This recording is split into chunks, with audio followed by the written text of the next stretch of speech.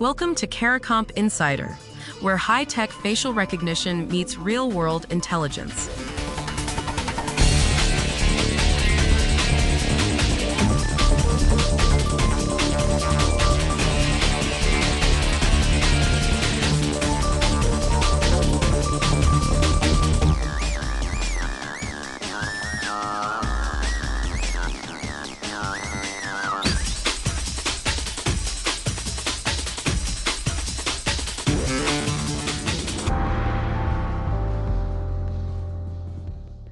Somebody can steal your house without ever setting foot on your street. They don't need a crowbar or a key. They just need a piece of paper, a signature that looks close enough, and the address of your county recorder's office. In Leavenworth County, Kansas, a county of about 84,000 people, officials have counted more than 30 attempted or completed property fraud cases since January of 2021. If you own a home, this one lands close. If you rent, your landlord's deed sits in the same public file cabinet. And the scary part isn't the forgery itself. It's the silence afterward. Most people find out months later when they try to refinance, or a strange tax notice shows up in the mail. But a small county office in Kansas just tried something genuinely new, and in its first 3 months, it caught 2 attempts in progress. So how does a courthouse camera stop a crime that happens on paper?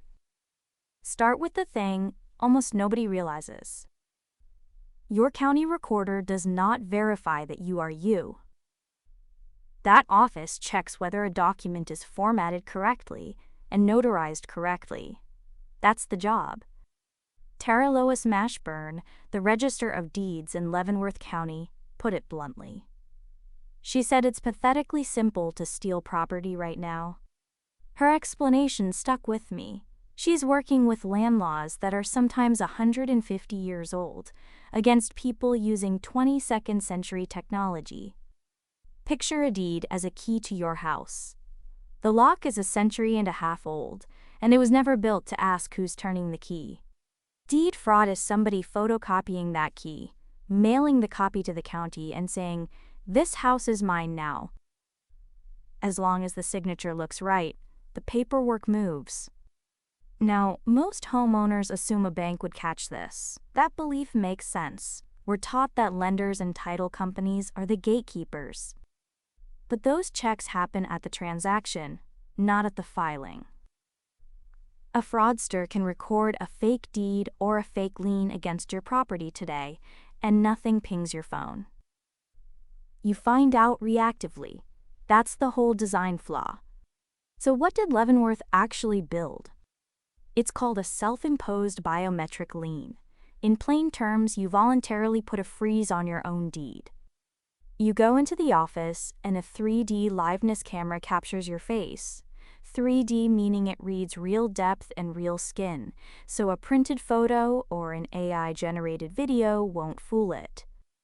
That freeze then shows up in any title search and to any bank researching a mortgage. It tells the world, this owner does not want this property sold, transferred, or mortgaged until they personally lift the lock. And to lift it, you have to show up, in person, in front of that camera, with a face that matches. For a fraudster, that changes everything. The crime stops being remote and quiet. It becomes a physical confrontation with a government office. One more distinction worth carrying with you, and it's the one most people blur together. This system doesn't prevent fraud. It detects it in real time at the moment someone tries. That's why 2 Leavenworth homeowners got a phone call within 3 months instead of a nasty surprise 2 years from now. Property fraud was never really a document problem. It's an identity problem. For a century and a half, we've been verifying the paper and simply trusting the person, and biometric locks finally flipped that around. So 3 sentences. Anyone can file paperwork claiming your house, because the county checks the form, not the human. You usually don't find out until you try to borrow against your own home. A biometric lien forces that person to stand in front of a camera and prove they're you. You don't need to be afraid of this.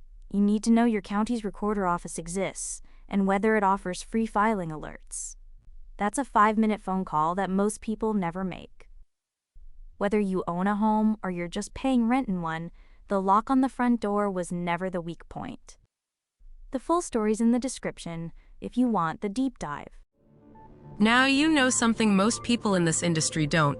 Use it.